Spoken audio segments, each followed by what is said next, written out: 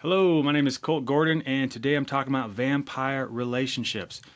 I don't know if I coined that term or what, but I've been using it for a while, and it essentially means being in a relationship with which drains you, being in a relationship that drains you. And just right up front, the goal is not to run away from those relationships. The goal is to learn boundaries in the context of relationships that drain you. Because if you just run away, you didn't learn anything. You're just going to find the next relationship, get back in that, and find a way to run away from that too because you never learned boundaries. So at some point, you learn to say, no, you can't drain me, or no, I'm not going to do anything and everything so that you're okay. And that's essentially what a vampire relationship is. And we're going to look into it in the sense of systems thinking. Think of yourself as, oh, this is who I am in the context of the system I came from. And the more I can be aware of that and think in systems, I can see that role. I can see how that fuels that behavior to overfunction or to underfunction, to be in those relationships that are draining, that aren't giving. They're not a dance, right? There's not a lot of boundaries. It's just stepping on each other's toes, constantly walking on eggshells, right? You're in charge of my feelings. You have to be in charge of how I feel. That is so disempowering, but it's common to be in these vampire relationships that you're in charge of my feelings and you make me feel. Okay? So that's how we'll jump into it. I'm going to go over what a vampire relationship is, why overfunctioning happens, the consequences of overfunctioning, shifting perspectives, why you are more than what you do for others, and building a bottom to your own bucket. So let's jump right into it. I've already mentioned what a vampire relationship is. Let's go a little more in depth. Okay? So really I'm going to look at this from the perspective of the overfunctioner. You're in a draining relationship as an overfunctioner when you're jumping and running, constantly going to the person in need that underfunctions so that you feel okay. In fact, you think you're a good person if you're constantly rescuing, fixing, whatever it may be. Okay? So feeling responsible for that person's well-being and constantly stepping to fix, manage, and rescue. Being responsible for how they feel, which right off the back, let's just make that a general rule. If you think you're responsible for how other people feel, that's unhealthy. That's not a functional, and when I say functional, I mean a relationship that works.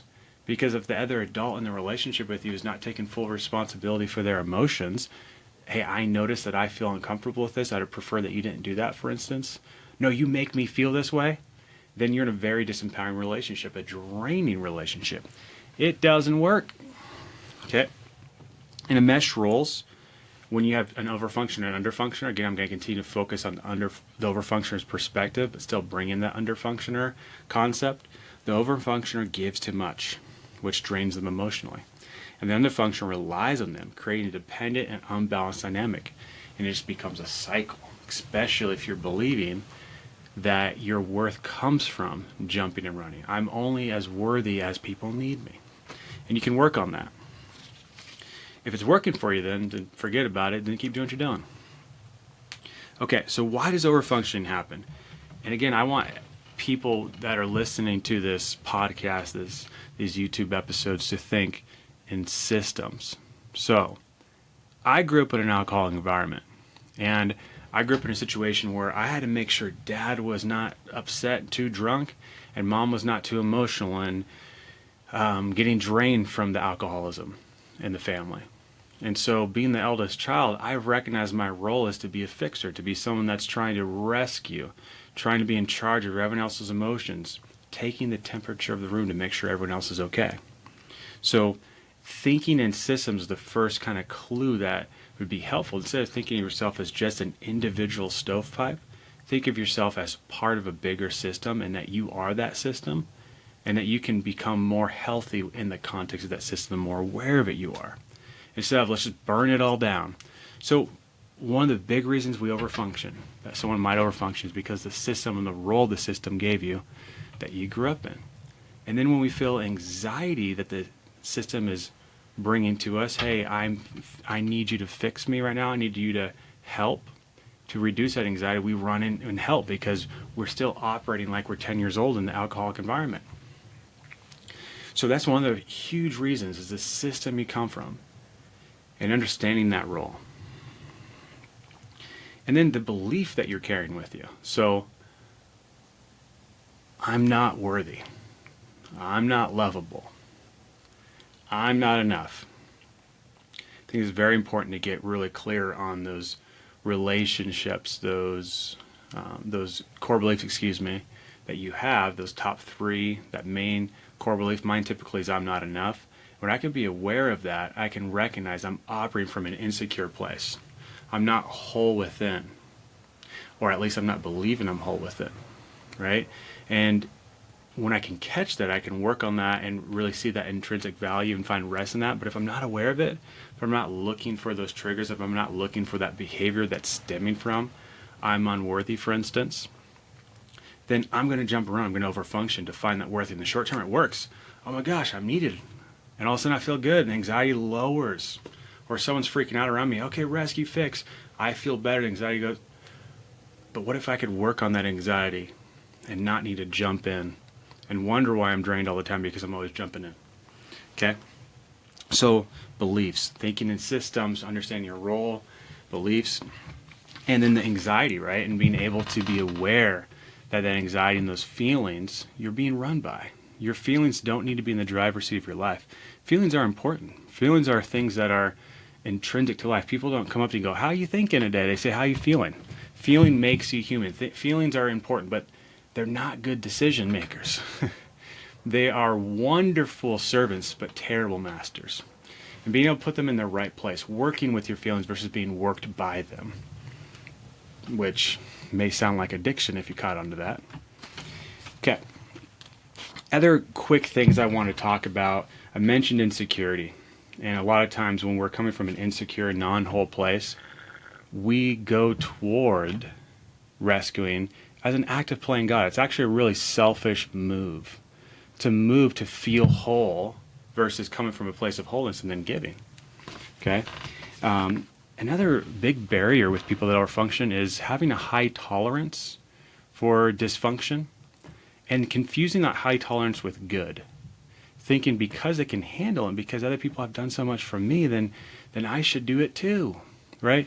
Don't confuse high tolerance with a good thing, with a good behavior, with a good practice. Just because you can doesn't mean it's healthy. Okay, belief that I have to do this. Why? Why do you have to? Right? That sounds like a reaction. So the reactivity, that knee-jerk response, that knee-jerk kind of tendency to go jump and run, to rescue, to be drained, again, the vampire relationship. Believing that boundaries mean I don't love you. And you can work on that, because do boundaries mean I don't love you? Do they? Boundaries are boundaries, right? Especially if we're using a helpful definition of love. Love for the benefit, for the will of good, to protect and secure what's good for the other person. Is it good to rescue people? If it's perpetuating their lack of ability to emotionally regulate, no. And if it ultimately drains you, it's not love, it's not good. So boundaries do not mean I don't love you, but if you believe that having boundaries means I don't love you, you'll jump and run, you'll overfunction. Okay, let's go to the fourth point here, the consequences of overfunctioning. Exhaustion. I feel like I'm always on call, right? When you don't have boundaries and you're finding your worth through rescuing and regulating other people, so much to a degree that if we're using that vampire relationship kind of metaphor, not only are you going to other people to feel worthy, to feel okay, you're bringing the syringe, you're filling a cup up with your own blood. Here, drink, have some. You're making things so easy for people to use you because, again, you're using them too. You're trying to feel okay and worthy and using them. So, exhaustion, resentment. Why do I have to do everything while they do nothing? It's a huge consequence. Resentment is the number one offender to addiction. A lot of us know that, right? So, loss of self. I don't know what I need anymore because I've defined self, I've defined who I am as a meshman, as being a doormat, and pleasing others as a sense of worth. So, the underfunctioner does not grow and the overfunctioner feels trapped in the cycle, right? Drain each other. And you just coming over to take a bite out of my neck, man. right? So shifting perspectives. You are more than what you do for others. I've already gotten into this a little bit, but let me say a little bit more. Let's encourage self-awareness for yourself, right? That reparenting, bringing awareness, reflect on the belief, the worst that are tied to overfunctioning. Ask yourself, what would it mean if I didn't fix this? Am I going to melt? Am I going to die? What would happen? And what would that mean about me? Well, I'm a bad person. Is that true? Are you 100% sure that's true? How would you live your life differently if you weren't believing that? Your worth is inherent. That's something I really like to drive home. And I don't want to get religious or too spiritual, but look, the way I look at it is I'm a child of God. And when I'm working from that space, and I'm working from this place, I have a loving creator, then I can, you don't have to use that language, then I can come from a place of wholeness and security. That's why meditation, prayer, memorization of good quotes, songs can be so powerful. Perspective or the principle of indirection, filling your mind with that intrinsic value. Otherwise, that lack of worth, that lack of insecurity will run you. So instead of thinking, well, is it really true if God exists or if he's love? What if you tried it? Does it work? That's probably a more important question. And that religious language doesn't work for you, how can you find that intrinsic worth? So practical steps to begin shifting. Pause before jumping in to help and ask. Am I doing this because I want to or because I feel like I have to? All right, start small. Let someone else take responsibility for something they can handle.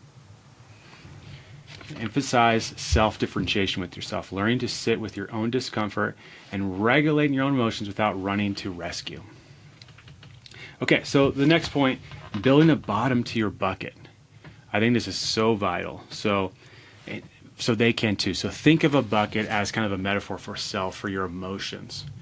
And the person you're consistently running to may not have a bottom to their bucket, so no matter how much you pour in, if they don't know how to regulate their emotions, you're not really giving. It's going in and going right back out. And then you therefore create this dynamic where you're in charge of someone else's feelings. You're in charge of their bucket because they have no bottom to it. And every time you jump and run, right, they have no incentive to work on patching up the bottom of that bucket, to build one, to go to therapy, because you're going to be their therapist. You're going to be the one that rescues them. So becoming emotionally grounded enough and regulating your own anxiety that you're not a bad person if you don't overfunction keeps you from jumping and running to the person that has no bottom to their bucket and wondering why you're so drained because you're sucking the life out of each other. So steps to protect your energy. Duh, right? Set boundaries. Easier said than done.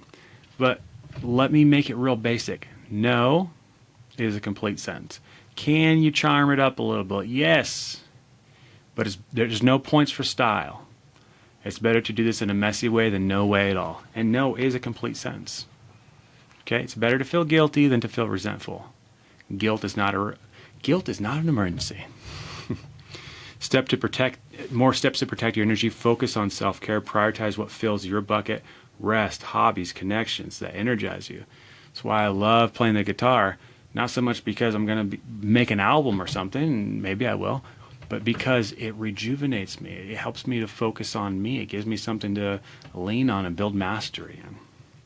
Work on emotional independence. Practice sitting with discomfort without acting on it immediately, right? This too shall pass. Urge surfing.